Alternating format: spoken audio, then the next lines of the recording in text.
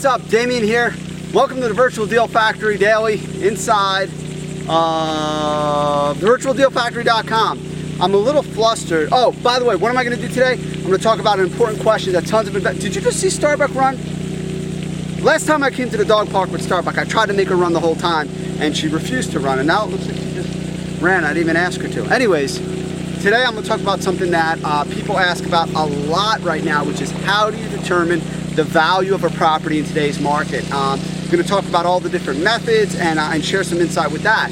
But before I do, I'm a little flustered. I don't know if any of you out there are botanists, but I just got bit by a plant, and I don't know, in case anything happens, I don't know if you can see that thing right there.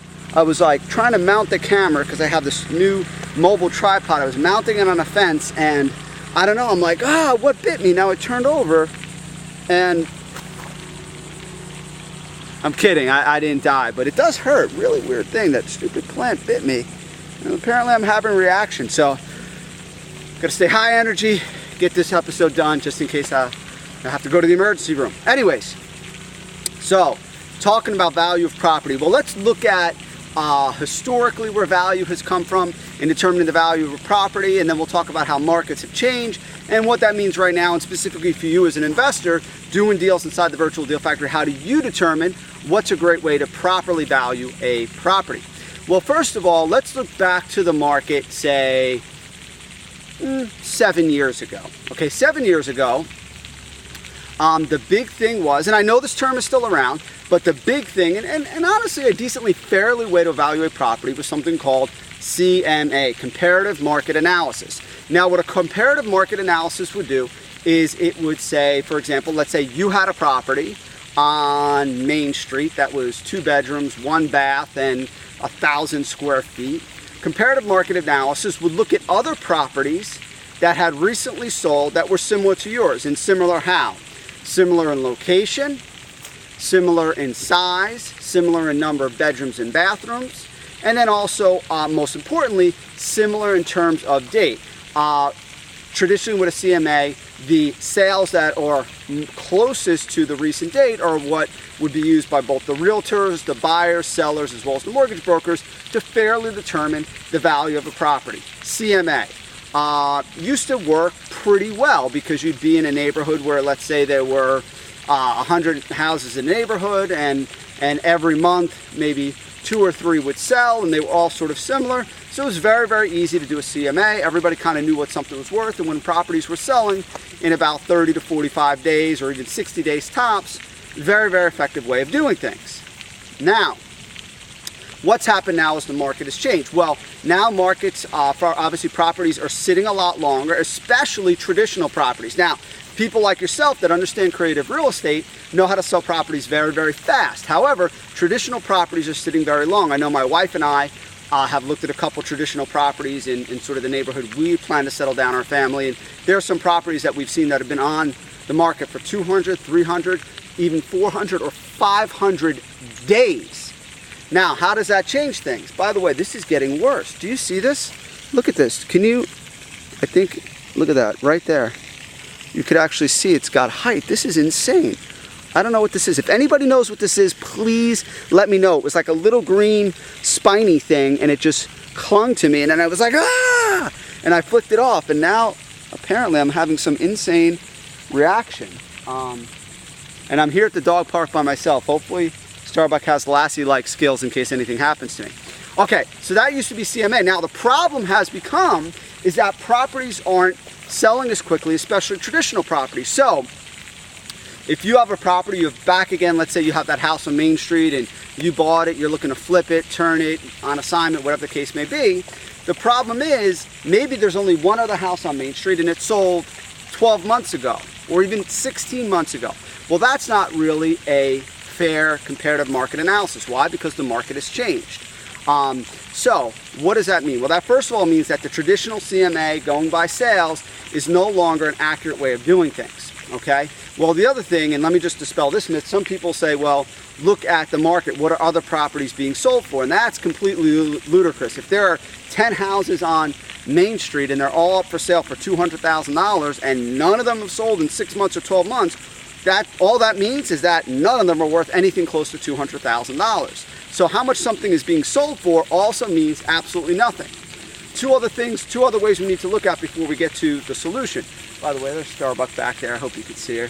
This is our special day. This is our dog date that we have once a week. Okay, so two other ways. One is historical costs, meaning how much did somebody buy the property for? A lot of people try to get into historical costs, especially historical costs, especially homeowners will do this, who overpaid and bought at the top of the bubble, and they'll say, well, I bought this house for $600,000 and I put $100,000 into it. And it's like, well, I'm sorry for the way the market turned, I'm sorry for your situation, but your historical cost means nothing to me. It might mean something in terms of whether you do a short sale or traditional purchase, but your historical cost means nothing. Why? Because who cares how much you bought something for? All you care about is what it's worth today. And I want to dispel one more thing that I think is completely off in terms of valuing a property, which is something called replacement costs. A lot of times when you hear realtors do this, there'll be, again, let's go back to this imaginary Main Street where there are 40 properties for sale and they're all sitting on the market for $200,000 and nobody's selling anything, and somebody will say, well, this is $50,000 below the replacement cost. And that means that hypothetically, if you were to buy the lot, buy the building, build it from scratch, it would cost you X amount of dollars. In this case, it would cost you $250,000. And they'll say, well, this is $50,000 below replacement cost. And again, my response to that is, who cares? Who cares what your replacement cost is? Nobody cares. What people care about is, what is somebody willing to pay? That is the number, especially now in this market, especially in this untraditional market, which is the gold rush for real estate investors who know how to do deals right now, because when you have values that are so fluctuating, that's where people like ourselves who understand creative solutions have enormous opportunities, more so than in a traditional market. What matters is what somebody's willing to pay.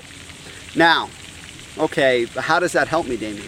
Well, what you really need to do is you need to look at, again, this is why it's so important to hook up with investors and hook up with buyers and understand what people are willing to pay, even if it's on a rentable basis, even if it's a lease purchase option. Perfect example, in my community has everything from condos up to big, giant, 5,000-6,000 square foot estates, but they have the whole range of properties. They have some very cost-efficient condos. Right, and these condos are selling they're trying to fire sale them at like $50,000 because the whole association went upside down and all these kooky things happen. So the point is, you can go out there and you could say, well, let me find a renter, let me see how much somebody would take a lease purchase option on this property for, what would be attractive, and you see what the market is willing to pay. You ask people what they're willing to pay. You don't just make up a number and then try to convince people that that's how much it's worth. No, you have to start the other way and say, hypothetically, if I could let you rent this place for $500 a month to give you an option to buy it for $60,000 and $2,000 for the option exercise, would you take it? And then you could sit back and say, okay, wow, this would bring me cash flow positive plus the $2,000 down, so on and so forth. This makes sense. This is a good value for the property that I'm willing to pay. The other thing that's really interesting that's worth mentioning, man, this is just getting worse and worse. Anyways, the other thing that's worth mentioning is in terms of short sales is that now there's a lot of short sales going on. And what's happening is, and I just heard this actually from my realtor who lives next door, who works in a lot of distressed properties. She made some sort of an interesting point about how when a property short sales, you can now use that short sale as a comp potentially to convince and persuade a bank to take your short sale offer based upon square footage value. What are you saying, Damian? Well, for example, back again on Main Street, let's say they're all selling for $200 and somebody shorts a house for $150, and you see that the price per square foot is $50 a square foot, you now have leverage to go to a bank and say, well, hey, I'm going to pay you the same amount that house was short sale for, $50 a square foot. Now, does the bank have to take it? No, of course they can reject it, just like a seller can reject it. But you now have a very convincing and persuasive way to validate your offer to a bank by saying, hey, Caldwell Banker just accepted this short sale at $50 a square foot on the same block. I want to offer you the same thing. And again, now you have some weight to that for the bank when you make that short sale offer. So that is value, and that's value in the right now market. Again, right now you need to understand, and you really need to embrace this market. It's so important. That's why I'm so glad you're inside the Virtual Deal Factory. If you're not, get on virtualdealfactory.com, because this is a huge opportunity. You know, people, I mean, so many people, you always hear, oh, I wish it was back to before when properties were going up in the traditional market. Let me tell you something, in the traditional market, nobody wants creative solutions. Sellers aren't, very few sellers are distressed. They don't need to sell at discounts. They don't need to sell fast. They don't need to do all the things that give the creative investor an opportunity to help somebody, to bring a creative solution, and to make a lot of money for doing it the right way. So this is the market. This is the market for the creative investor. This is the market for you and for us to help homeowners and make a lot of money and have a lot of fun doing it. So embrace it, check it out, get out there, learn the lesson I shared with you about value today. Don't forget to check out Vinny's Pick of the Week. It's right over there. Vinny's Pick of the Week, something new every single week. Check it out. Starbuck is now playing with another dog's owner, so apparently she might be leaving me. So I gotta get out of here. Virtual Deal Factory Daily, tune in daily, and make sure you're inside the Virtual Deal Factory every day where deals get done. Bye-bye.